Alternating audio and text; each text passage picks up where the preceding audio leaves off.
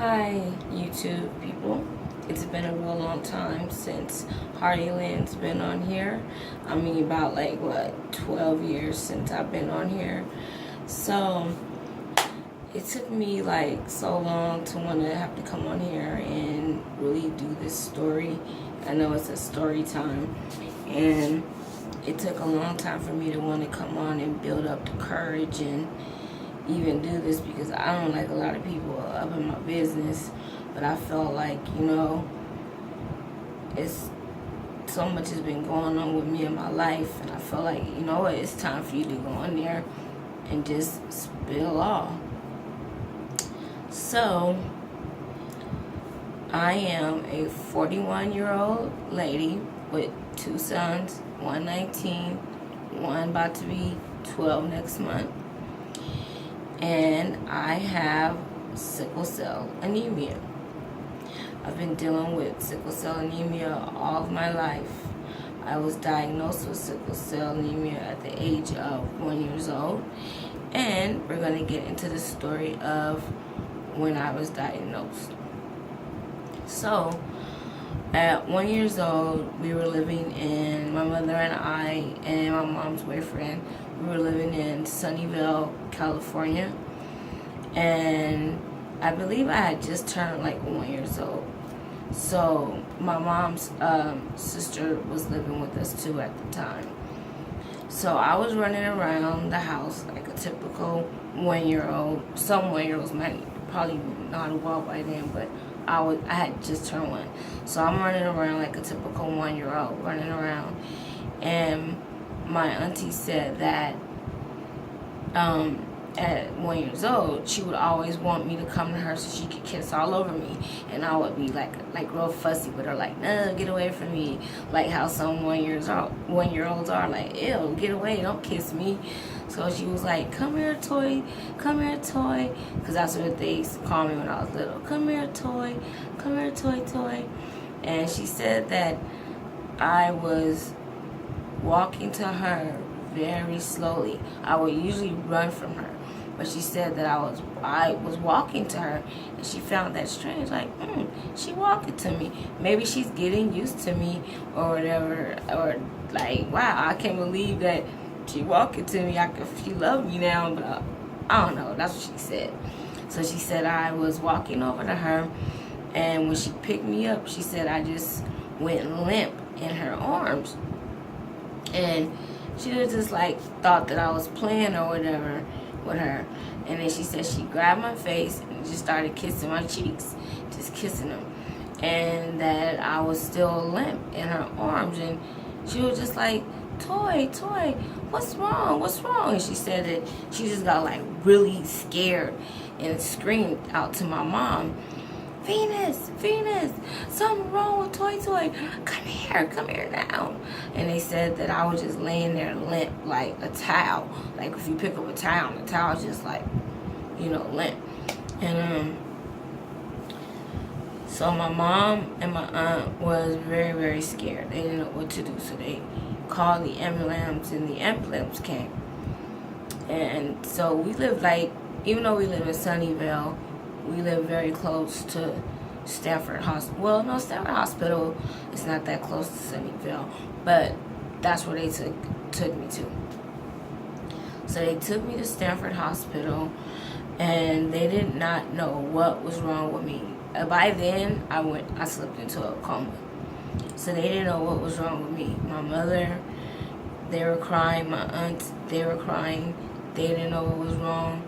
By then, down there, half of my family is up there, and they're going crazy. They didn't know what was going on, and so the doctors were like, okay, have you ever had her tested for, I guess this was the next day by then, so I'm in a coma still. And my mom told me that she was just going crazy, and I can imagine, because I have kids, and if something like that happened to my kids, I would go crazy. So she said that the doctor asked her, have you ever had your daughter tested for sickle cell? And my mom was like, what is that? Because this was you have to understand, by then this was 1977, because I was born in 76. So she was like, what is sickle cell? They didn't even know what the hell that was. So she was like, no, I don't know what that is. So you're like, well, we're going to test her for that to see if that's what it is, because black people have a disease, only black people, and people that's that have African sisters have sickle cell trait. Have the sickle cell disease or the trait. It's common in African people and in their ancestors, and anybody with ancestors of African people. And so they're like, okay, well, please test and let's see what's going on. So they test me and came back that I had sickle cell anemia / beta thalassemia. Beta thalassemia is more with the lungs, and Asian people carry beta thalassemia. I don't know where that part comes in, because there's not that I know of, there's any Asian people in my family, but my family is mixed with all kind of stuff. But I look at myself as an African woman. I hate all that African American crap, but I look at myself as an African woman. Even though my father is Native American, but I look at myself as an African woman, because on my birth certificate it says Black African heritage. So anyway, so they found out that I have sickle cell. So my mom's like, well, how did my daughter get this? Because I don't have sickle cell. So they're trying to figure out, how did this happen? Where did it come from? So they tested my mom, and my mom had the sickle cell trait. And they're like, well, just with the sickle cell trait, she wouldn't be able to get it. So the father has to either have the whole thing, or he has to have the trait for her to have it. So my mom was like, okay, well, her father is in prison right now, so we gotta get him tested to find out what's going on. So because my father was an asshole at the time, he didn't want to be tested. He's like, no, I don't want to be tested and all this stuff while I'm in the hospital down there dying. He didn't want to be tested. So my father's father came up to the hospital, and he told my mother, I'm still in a coma, okay? This is like the 3rd or 4th day. He came up to my mom to the hospital, and he told her, yes, look, Toy's father has sickle cell anemia. So, come to find out, my father had the whole disease. My mom never knew that he had it. And my mom was like shocked, upset, frustrated, because he could have just got tested and told her, boom, here's a test, or told her over the phone, yeah, I have it. But I don't know what he was so embarrassed of. I don't know. I'm gonna get to that too, because man, that's another story. But we're gonna get to how I found out that I had sickle cell. So yeah, he didn't want her to know, or he didn't want to be tested, whatever. So my grandfather came up there and told my mom. So the doctors were basically saying, I'm gonna need a blood transfusion, and without that I could die. And so my mom and them were like, okay, well, take our blood. Of course you can take my mom's blood, because she has a trait. So everybody can take my grandfather's, because obviously my father got the trait from him, and my father's mother had the trait, or had the whole thing, something like that. So people in my family were trying to get their blood tested and stuff like that, and so they can help me out. So they did that, and nobody's blood came back, not clean, but nobody's blood came back close to my blood, because I don't, what's crazy with me having sickle cell anemia, I don't even know my blood type, and that's really stupid. But no one had my blood type. So of course, back in those days, people were getting blood transfusions, and of course, they wasn't testing blood for HIV or AIDS then, even though that wasn't even a factor then. But I got a blood transfusion, and it saved my life. I came around the corner. I came out of a coma, I think, on the seventh or eighth day. I came out of a coma, and my mom was she said she just fainted when the doctor came and told her that I came out of a coma, because I believe she had went to the cafeteria or something like that at the time. So I don't know if she fainted in the cafeteria, but she's like, I fainted, I fell out. I was just like, thank you, Jesus. And so she said when she came in the room, I was just laying there in the hospital bed, the little baby hospital beds that have the because before they didn't know what was wrong with me, it was like an isolated room, but they had like this plastic tube around over the bed, but it had breathing holes in there and everything. So she said I was laying in the bed with just a little diaper on and IV. And back then they had glass IVs. You remember, this is 77. Glass IVs, and just laying in the bed with tubes all over me. She said coming all out everywhere.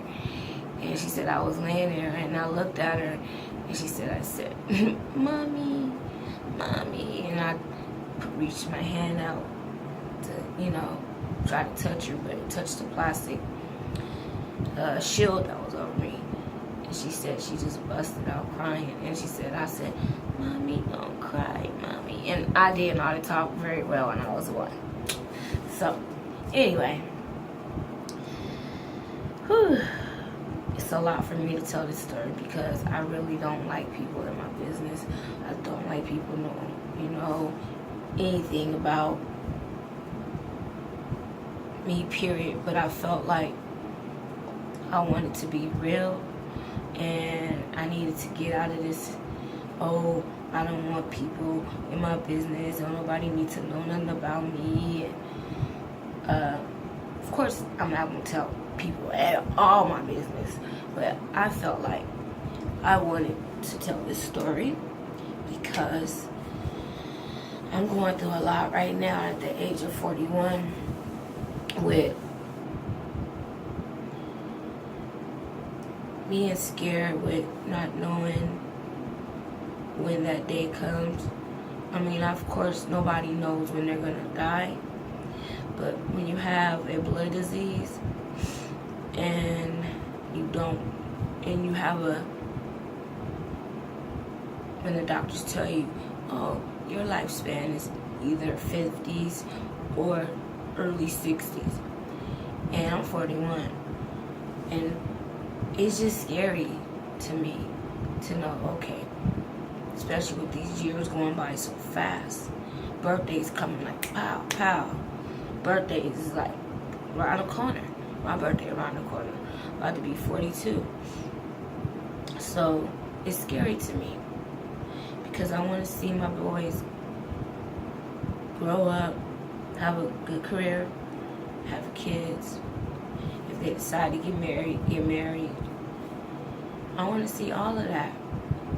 And it's scary to me because I've been so depressed the last month or so with this thing over my head, not knowing what's going to happen. I just got out of the hospital in March. I had a sickle cell crisis, and I hadn't had one in a very long time. But this time when I went in, it was really bad. And my son drove me to the hospital, and he sat there with me in the emergency room for however long it took them to get me in there. And so got me in there, and of course they admitted me, because when you're dealing with a sickle cell crisis and you can't deal with the pain, more than likely you're going to get admitted. Because if the pain is like that bad, your hemoglobin is down, your white blood cell count is up, you know.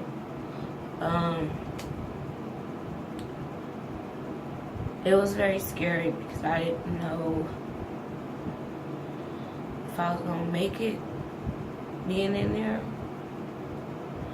I was in there for 2 weeks.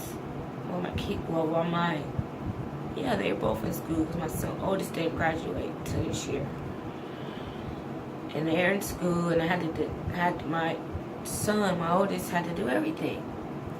He had to get up, get my little one up for school, take him to school, and he had to go to school. So I'm proud of him for being able to do that for 2 weeks. And, you know, being home worrying about me. Having to take care of his brother, cook, clean, take care of the household while I was there. And take care of my mom, because that's what I also do. My mom's disabled. I take care of her. So he had to do all that. And I love him for it. And I told him when I was in the hospital, when I came home, that I am very proud of him. So, basically, when I got out of the hospital, he came to pick me up. He had to catch an Uber though, because he don't have a car yet. But he had to catch an Uber, and then he drove me home. Because my car was at the hospital, and I was not letting him keep my car while I was in the hospital. Now, he might know how to drive and all that, but no, I'm sorry, boy. You gotta get your license first.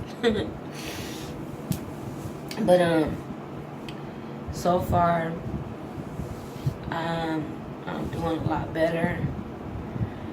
You know, the only thing that's been bothering me is that my right shoulder, I don't know if it's gonna look like the left shoulder to you guys when y'all see this video, but my right shoulder is deteriorating and I have to get a shoulder replacement.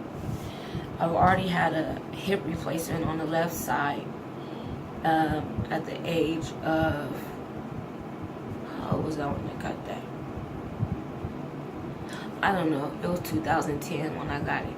But anyways, I had a left hip replacement already, and I can't stand it because whenever I go somewhere and they have to go through the little beeper things, it always beeps. That shit gets on my nerves. It beeps all the time. So, and I always have to be like, oh, I don't have anything on me. I have a hip replacement. And they're always like, okay, let me see. Do, do, do, do, dee, dee. Oh, yeah, you sure do. What happened? You're too young for it. Look, I have one. I don't feel like going through the story. Just deal with it. But, yeah. So, now I have to go through a shoulder replacement. And this shoulder hurts so bad. Every day, every night, it don't matter what I do, it hurts. I can't like lean on things like this for too long, because if I get up, it pops out of the socket sometimes. I have to push it back in, and it hurts like hell. It feels like somebody done pulled my arm, like yank your arm back. Like when, you know how when the cops take the people and they arrested them, they pull their arm back. Like if they did that hard and pulled your shit out of the socket, that's what it felt like all the time.